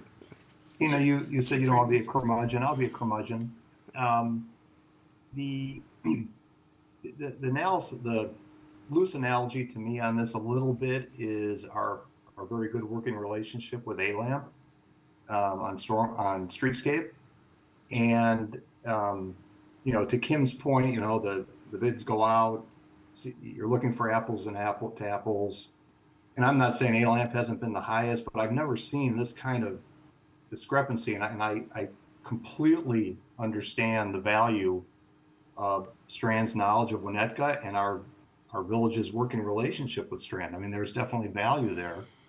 But you do, I must say, I agree with some of the comments that are made here. You do look at like that V3 or whatever. I don't know these firms, Chris, like you do and Tina does and so on.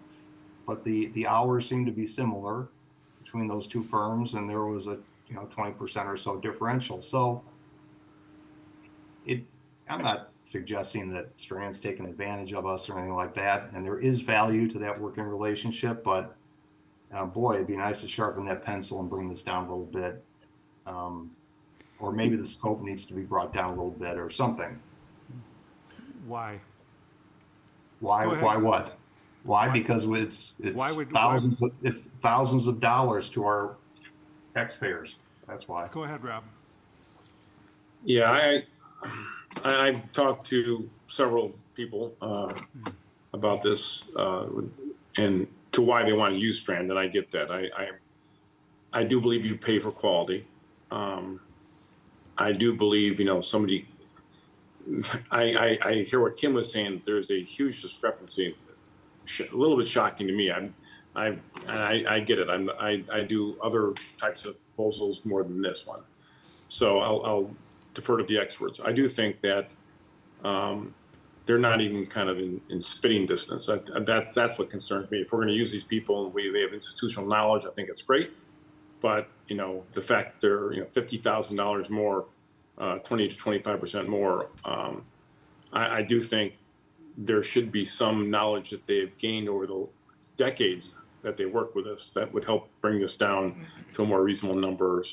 Split the difference or something where they recognize our business and we recognize their value. So I'm not asking them to match. I'm asking them to sharpen their pencil.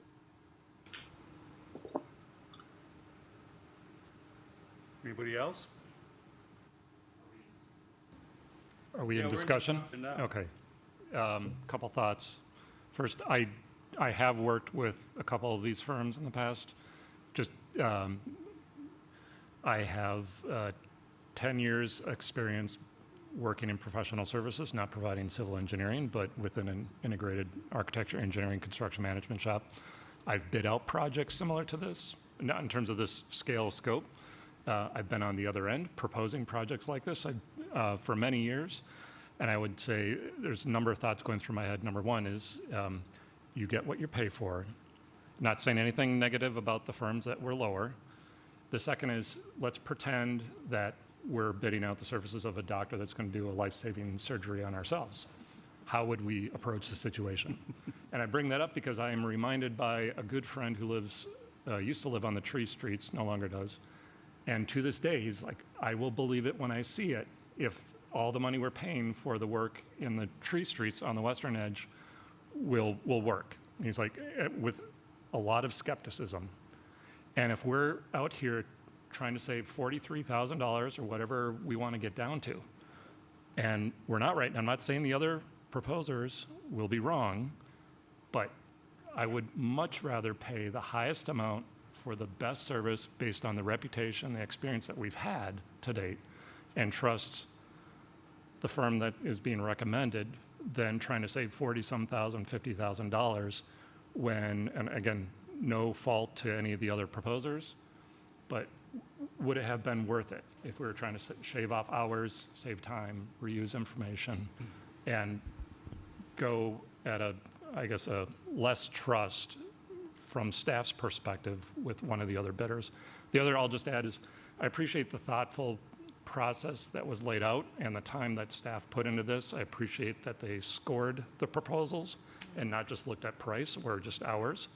I'm in full support of approving what staff is recommending, and I think it would be a negative, it would be a detriment to the village if we were to go against staff and suggest that we have either they reduce price or reduce scope or scale back hours. I don't think that's going to help us in what we're trying to accomplish. I don't have a good, I guess as we've gone around here, I don't have a good answer even if I was just going to compare the ERA to Strand, who basically have the exact same hours. So let's just say, for purposes of discussion, they have scoped out the exact same work because the hours are the same. I don't know. Why is it $58,000 more for Strand? Can I answer that question? So what you don't have in the packet is when you go through the detailed review of their cost proposals, it's where they're putting those hours at.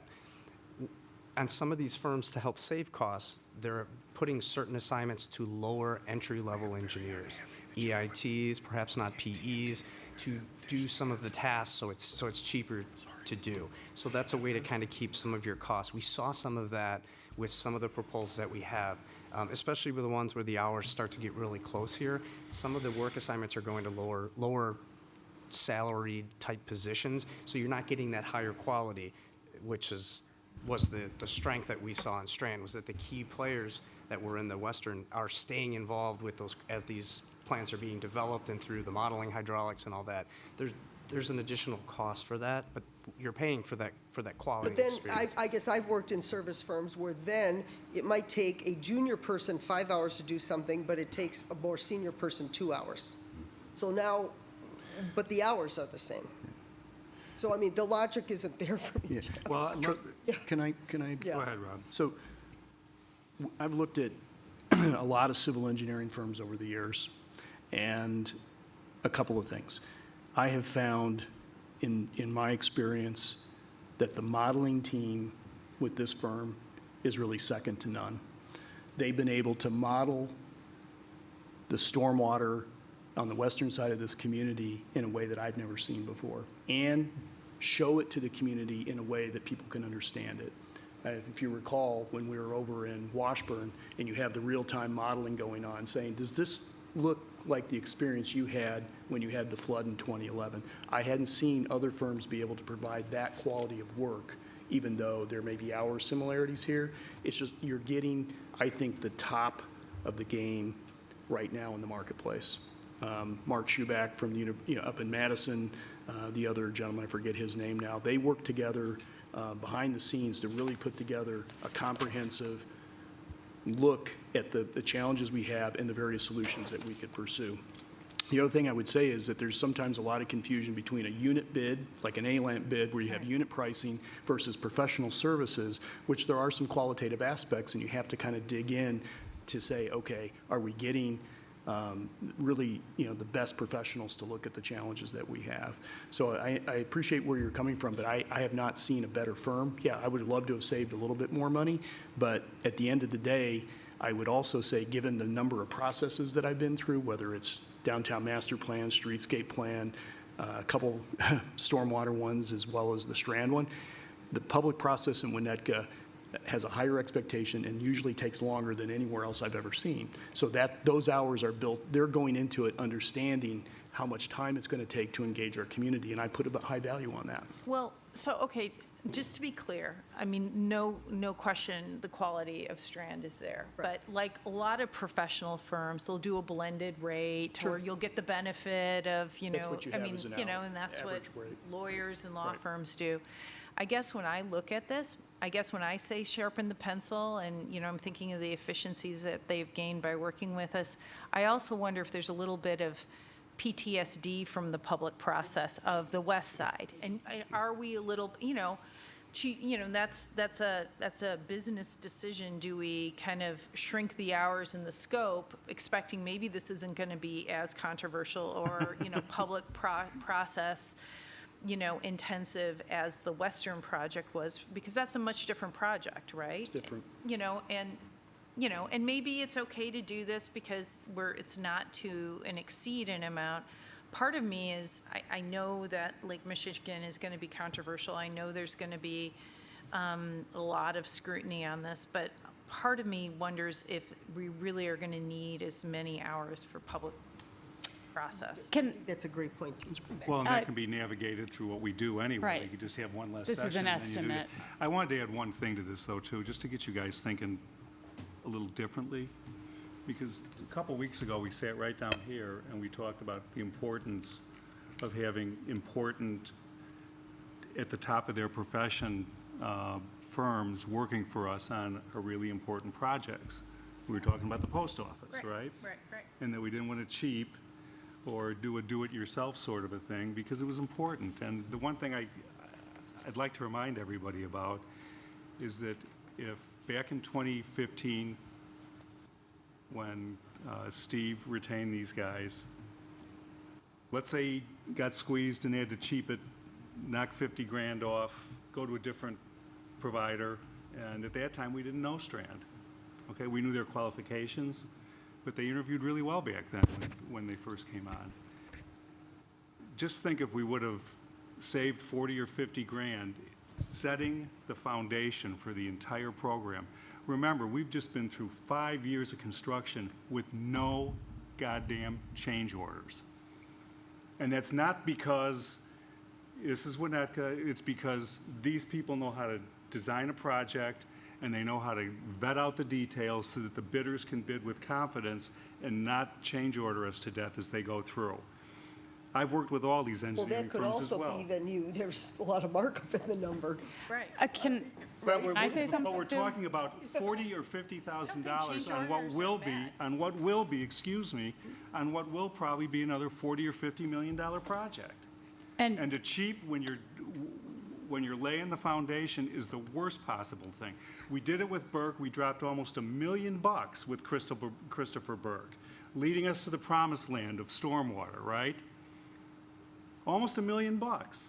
Oops, wrong consultant. Now we have somebody sitting here who trusts us and we trust them. And the working relationship that I've observed with this firm and Jim and, in the case of the golf course with Rick Jacobson was life-altering. I mean, that's how good these teams are. And I've never seen people perform at this level before for this consistently. Look, you guys can vote any way you want, but to I have me- thoughts too, Chris. I They agree with you. I've been quiet all night, so I get I my know, chance to talk. I know. I'm trying to help you. But that's where I'm at with this, and I believe that Strand is the right amount. I don't think we start nipping hours here and nipping hours there. If they don't do the public presentation, we don't pay them, and we get the money anyway. Right? Isn't that right, Jim? That's correct. Any of the work activities that are in the scope that we choose not But I don't think to a do. public presentation is going to be 50 grand, to be honest with you. So I would also like to agree with what Kirk said about going with a known quantity and what Chris is saying about the importance of this project, especially it goes into Lake Michigan, which we have designated as one of the most important assets of the village. I think personally that the first two people did not understand the assignment if that's the numbers they came in, and I don't look at that as beneficial. I look at that as like, what the heck did they even put into this proposal? And the most expensive person here is Christopher Burke Engineering, who's $345 an hour. This is not the most expensive. If we want the $345 an hour, that's the most expensive. If we want to cut down the scope of it, then as you guys were just discussing, there's like a less presentations, less whatever, but we have a massive project that people are universally happy with. I got a letter that was addressed to Chris as well, saying, can we please have a celebration? This is amazing. We want to have they want to have Boy Scouts talking about it and whatnot. I just don't know why we would trade midstream, don't trade horses midstream, like starting over from scratch with an unknown, to me seems foolish. Well, then this information is like of no use then. Why are we even why am I being presented with this as information that I should use to try to make an informed decision about what's the right decision for taxpayers when we're really just saying, well, why bother? We know Strand. And again, Strand's been phenomenal. I'm not debating that. But I just don't see the logic. Again, I'm just concerned about what they've all proposed on, what's there, what we've asked for, what they're going to do, and why, to Tina's point, we're not seeing any sort of learning curve savings from Strand. Well, and that's just my whole point. Again, this is not, I know you're frustrated, I can sense this, but it's not suggesting that Strand's not who we're going to go with. I just, now I'm even more concerned knowing that their original bid was even higher and it came down, right? So that's the sort of, maybe it was just in the presentation and nothing against staff, but, again, this is the first time I've seen a bid with somebody who has worked with the village before come in substantially higher. And that was just the thing. And I get it. They know more and they probably know more about, the Winnetka need for public process. So look, I can support Strand. It's helpful to know that you negotiated it down. I just, I am concerned. And it may be just that they have a better sense of what the cost is in the marketplace and they've already got a blended rate. I don't know. Can I ask a question? You may have covered this, Jim. Is this a time and material not to exceed? Is this an estimate? It's a not to exceed, yeah. It's based on the scope of work with the hours.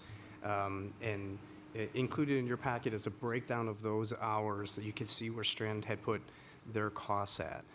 So that's how we got to that amount. So there's areas in there that as we progress along, if we decide we don't want to go after a certain part or we don't want to do a meeting, we would go back to those respective areas and see where we would take that out.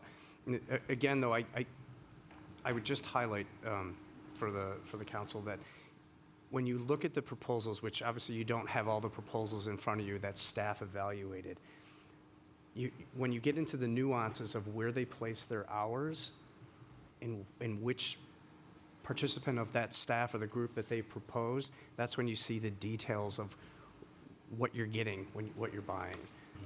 And so in this specific case, yes, the price is slightly higher. And again, as President Rintz indicated, I would never come and ask for money. I'm always trying to save the money on it. It's the quality that you're getting, and it's those key players that helped with the western side. That's really what you're paying for. That's what's driving that cost up. Now, we could talk to Strand afterwards if we decide to say, is there ways to shrink some of those hours down for those key people? We could do that, but what you're paying for is that reassurance of the quality that you got on the west side. That's really what's keeping that price up. It's just the players. That's it.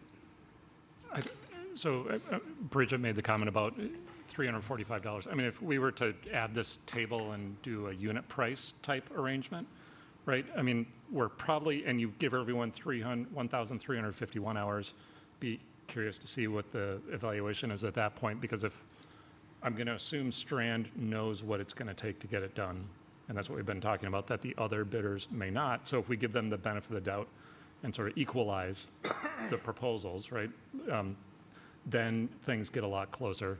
And it does go back to, well, what does Strand know that the others don't? I would respect that their opinion is this would, for whatever we ask them to price, this will take 1,351 hours.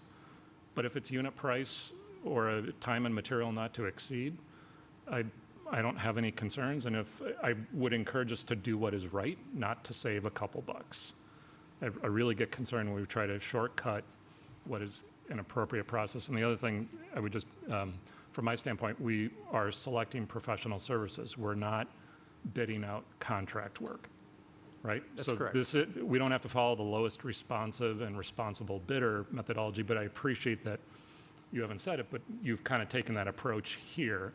And if this was a bidding out a contract, we could still claim, based on what you've said, Jim, that this is the most appropriate bidder. I don't know if you'd say the lowest responsive and responsible bidder, but they're definitely responsible. Right. I mean, and as to President Ritz's comment, this study is the keyway for the arch that we're building for the east side. It's the most critical point. When we move into design, there's considerations that can be placed in other aspects as the projects move along. This is just for the first piece that's going to set the roadmap on the alternatives that we're going to look at to move forward. And then whose interview, you put out RFPs for that next phase? That's correct. Yep. So this is for the east side study, and then after the east side study, once we have the study, should the council look to move forward with the design like we did for the west side, we would put together another RFP for professional design services, and it would go back out to the market to design everything, or phases as we choose to go Practically, along. though, how many firms would really respond when they already know we're doing Strand? How often have we ever, like, let's say we go with this 250, and yes, it's just an estimate, how often have we ever scaled back the work that's spec'd out in a project like that? In Winnetka, since my tenure here, I think the request from council has actually increased some of it, but we tried to stay within the I awarded wouldn't want to amount. approve this saying, well, we can always take it down by saying we don't need this presentation or this open house or something. I'm not confident that, in reality, that would ever really happen. So I would not want to go into any sort of decision saying, well, that's a likely or probable thing that we would do as we go along. If anything. That's fair. Yeah, projects increase. You go into it. Figure you spend the 250. Right. So I know that was tossed out, but I don't think that's a practical. But for example, you go through the first phase of this and you don't have a lot of public comment, and there's not a lot of questions, and okay, yeah, it's kind of smooth sailing. That's not how we anticipate. People, that was tossed around, and I don't want to bank on that, it's No, 250, but it might be lower. One other thing that I would add was also something that Kirk said, which is, I don't really know about this area, but we have such a great staff, and I think that our staff understands the project. And when I hear our staff saying how well it went to work with these people and that it's the best that they've ever seen, coming from the best village manager that anyone could have, that weighs a lot on me. Like me sitting up here with, 363 pages, me sitting up here with 363 pages of reports and documents and resumes doesn't really get anywhere close to the understanding that our staff, who I think is very competent, has.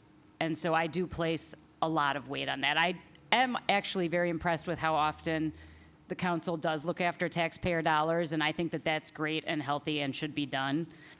But in something like this, I have a lot of confidence in staff and the project that's already almost completed.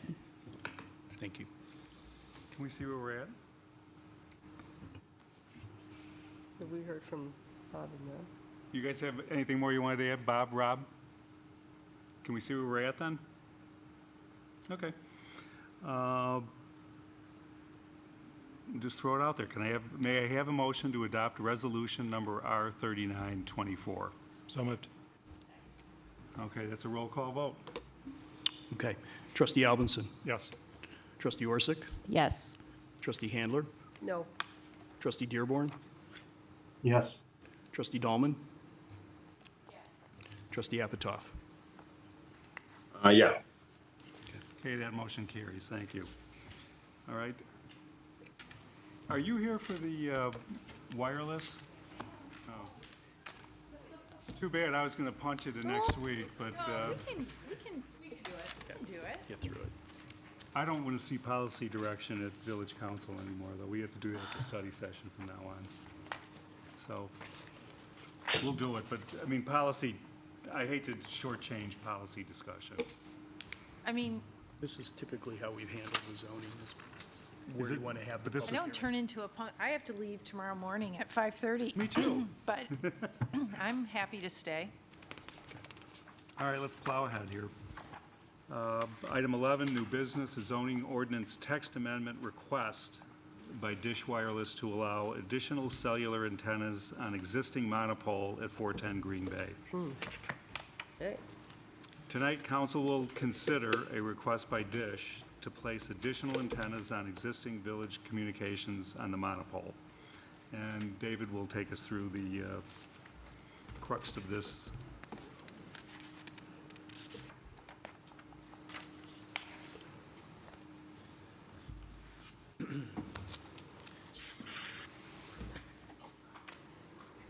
So, as President Rintz introduced the item, tonight we're just looking for direction.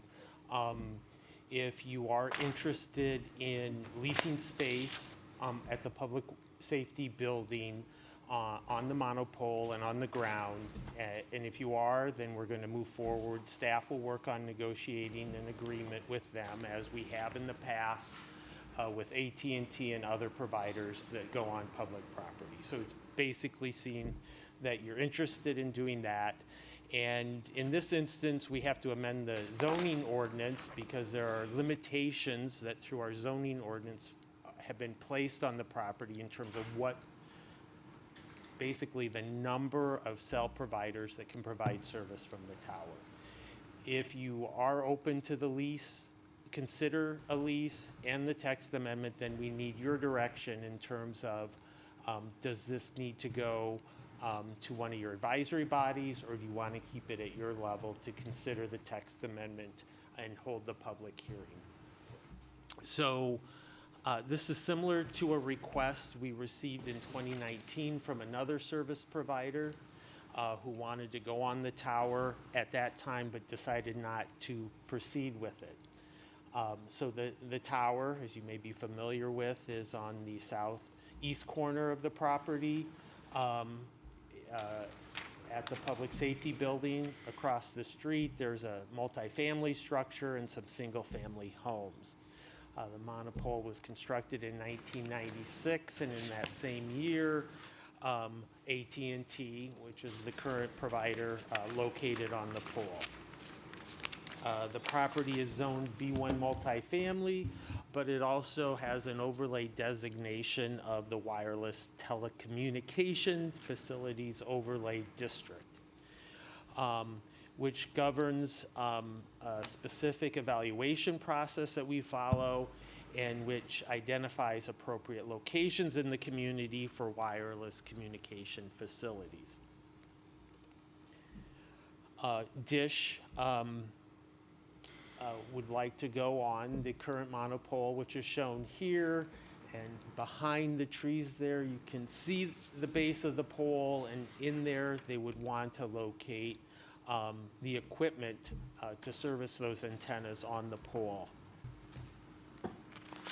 What they're proposing is they would extend the height of the tower slightly by 8 feet 11 inches to the max that's allowed currently by code of 110 feet on this, the max allowed on this property.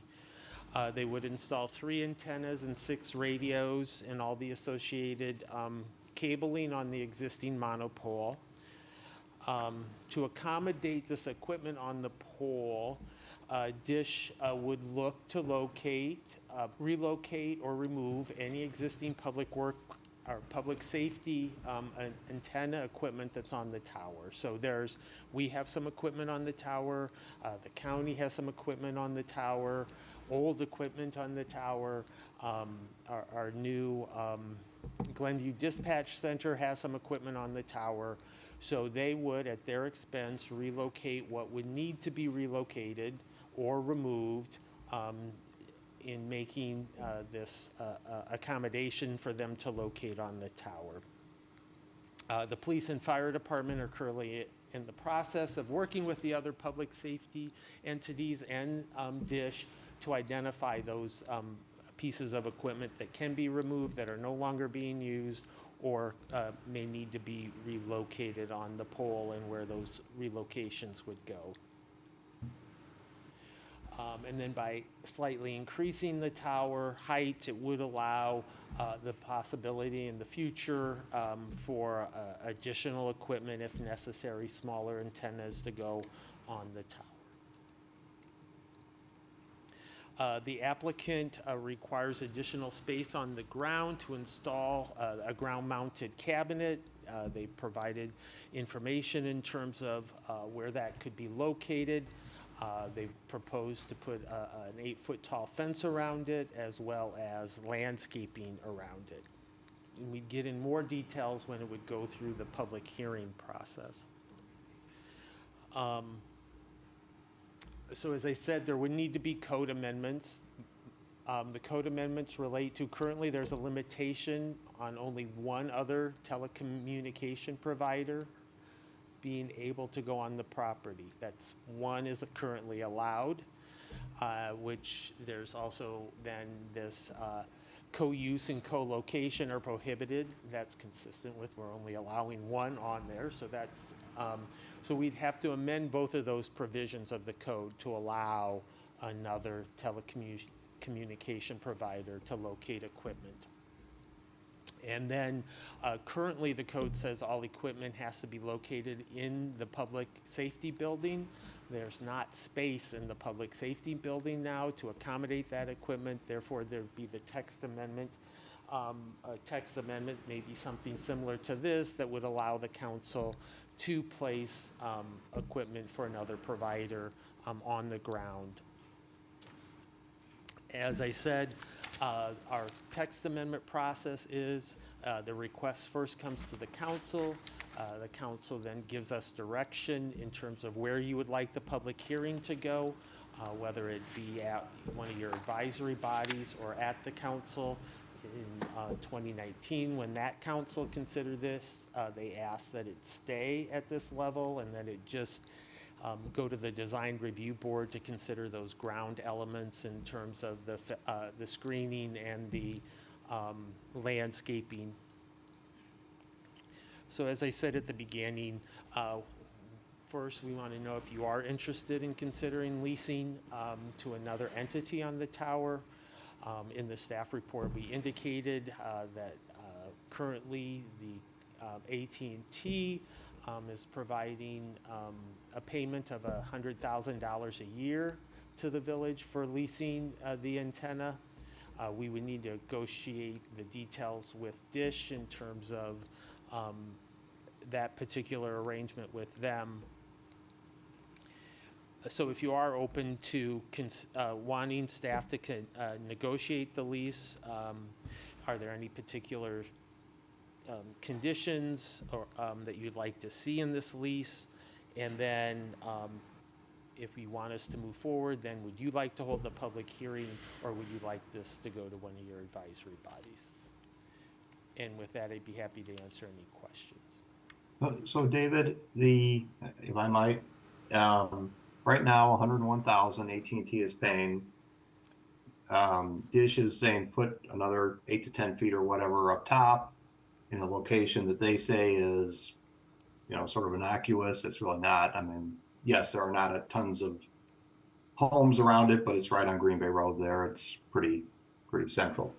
And they want to put infrastructure at the base, so that changes the appearance at the base. Mm-hmm.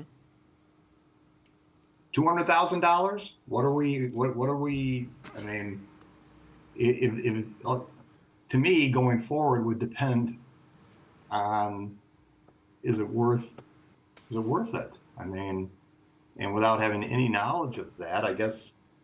I mean, what's your thought? Is what they're asking worth more than $100,000? Is it? We haven't started the negotiations on the details of the amount. direction from the council in terms of if you're expecting at least a similar amount or more would be appropriate. Was there's no municipal precedent on something like this?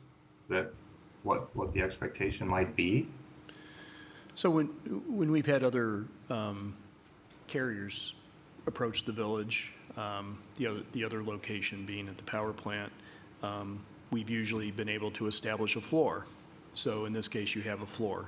But as David said, what additional factors have would go into negotiation, we haven't got there yet, because really the other threshold question is, do you want to entertain this zoning consideration first, and then we can negotiate it? It seemed from staff's perspective to be negotiating before we had direction on zoning seemed to be out of sequence. But I understand where you're coming from. What's the reason why this can't be located at the public works area or something like, in a more remote area? Is this location so central to the David, the or the operation of applicant want the to equipment? talk about why this location as opposed to others in the village? I think there was, in terms of the way they looked at their coverage, this is where they wanted to be, but you will know that more specifically than me. Yeah, so they had originally approached us about another location in the community in terms of the service area that they're trying to provide. Again, that would be part of the next step. They would need to provide the information supporting that in terms of how this meets their service area. That other location wasn't the power plant, because that would not serve, as they're entering the wireless telecommunication market, their service area needs. David, also, I look at this and say, how many residents is this servicing? Is this servicing 100 Winnetka residents, but 2,000 Wilmette residents? I guess as I look at this, I'm trying to look at the benefit to truly Winnetka residents and why we would do this in the future. AT&T, I was kind trying of to, what are I the used- advantages and disadvantages here? I look at it different. I personally, my AT&T service sucks. I'll just say it. And so Yeah, mine too. if we can expand the number of carriers that are in the village, I think that's a better thing. We're giving people options without a lot of impact, visual impact. I think functionality of having a choice is always important. And you can't really, we have somebody here from the Dish, but when I used to do cell tower work, I don't think this cell tower would be servicing anybody in Wilmette. I don't think it has that sort of distance. I think this would be a benefit to Winnetka residents, but that's my take. I don't have a problem with this if we did this in 2019. I think I'm in support of how we handled it there. Having it go to design review and have it come back to the village board, but that's my take. Yeah, David, I was trying to, as I went through this, trying to figure out the advantages and the disadvantages. So the advantages are, one, the village would collect a fee, right? Yep. And two, it would provide better cellular coverage for Dish wireless customers within whatever the radius is. It would provide a new service A new provider service, to the okay. area that And- currently isn't in the area. Oh, that doesn't even reach from some other community at all? Okay. They're Is currently there- building a network. After one of the other cell providers was bought out, the federal government looked to Dish to create a new network across the country, to create additional competition in the market. And Dish is entering the wireless telecommunication market to provide that additional carrier. And so they're looking for locations to do that. Okay, and the downsides would be, obviously, we just have, which many people might feel is unattractive, a cell tower that's just going to get a little bit taller and have more equipment on it than it does today. Am I missing anything on either side of that equation? No. No, okay. That's it.